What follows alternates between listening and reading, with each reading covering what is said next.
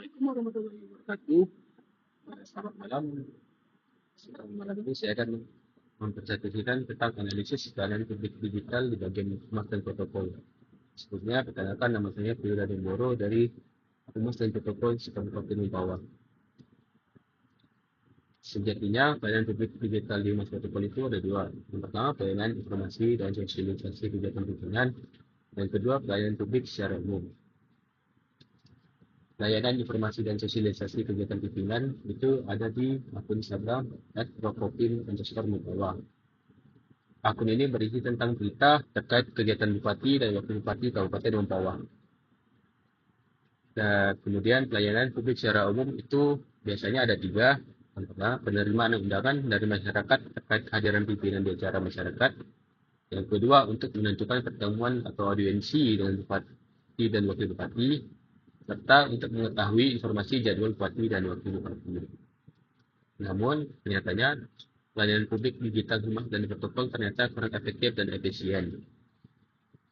Mengapa? Karena ada tiga isu yang kemudian saya masukkan ke dalam analisis USG.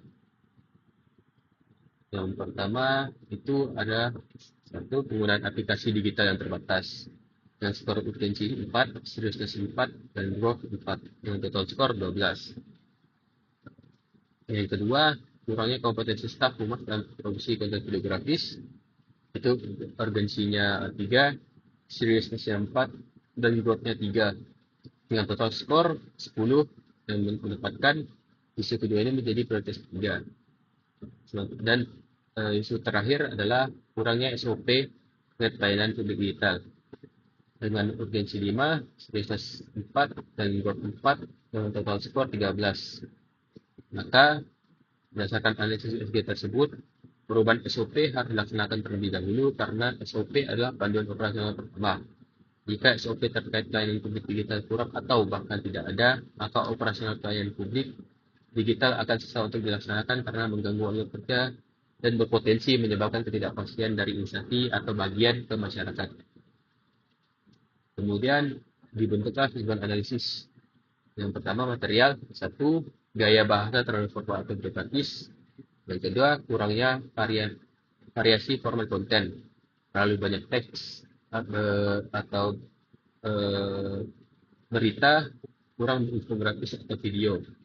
Dalam zaman ini, masyarakat lebih tertarik untuk menonton video dibandingkan baca berita yang berisi teks semua. Jadi, terlalu banyaknya teks membuat masyarakat tidak terlalu memperhatikan apa yang telah dibagikan di akun Instagram Prokopim Mempawah itu, sehingga menjadi kurangnya interaksi di akun tersebut. Yang kedua, environment.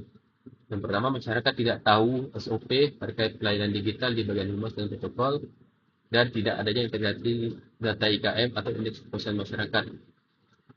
Jadi masyarakat tidak tahu caranya atau SOP untuk mengundang bupati, atau untuk ingin melakukan audiensi, atau bahkan untuk menanyakan info jadwal bupati atau wakil bupati saja mereka tidak tahu harus di mana. Jadi memang kurangnya SOP atau tidak tahuan masyarakat tentang SOP terkait pelayanan digital ini termasuk salah satu problem atau isu di environment.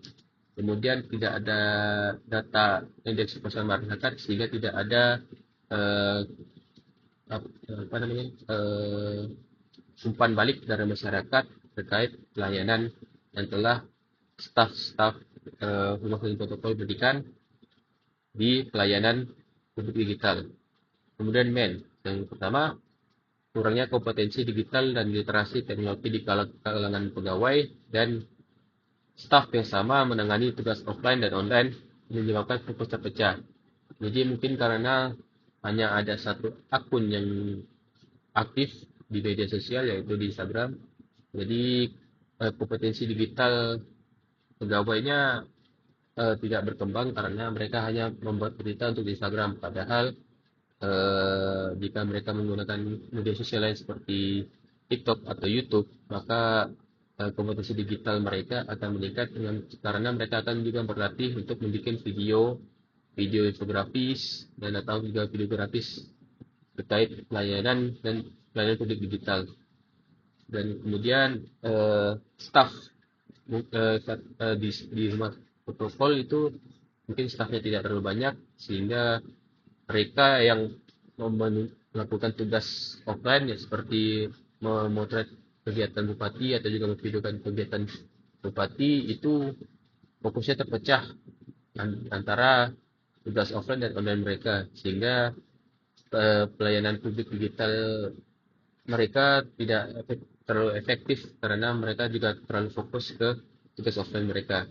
Kemudian metode yang pertama seperti di environment juga SOP pelayanan digital belum diperbarui atau belum sesuai dengan kebutuhan masyarakat, dan juga tidak adanya integrasi data IKM atau indeks kepuasan masyarakat. Jadi SOP yang digunakan mungkin masih SOP yang lama yang belum mengikuti perubahan zaman, sehingga pelayanan publik digitalnya menjadi kurang efisien dan kurang efektif.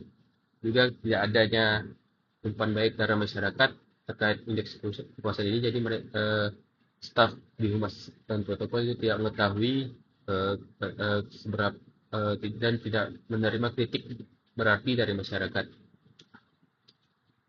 Nah, kemudian dari respon metode tersebut ditemukanlah beberapa solusi. Jika dari akar masalah material, solusi strategisnya adalah memperbanyak konten bibliografis dan atau infografis yang menarik sehingga mengurangi penggunaan bahasa yang terlalu formal. Yang kedua, itu pelatihan berbasis digital untuk pegawai dan pembagian tugas yang merata agar pegawai dapat mengerjakan tugas offline dan online secara baik.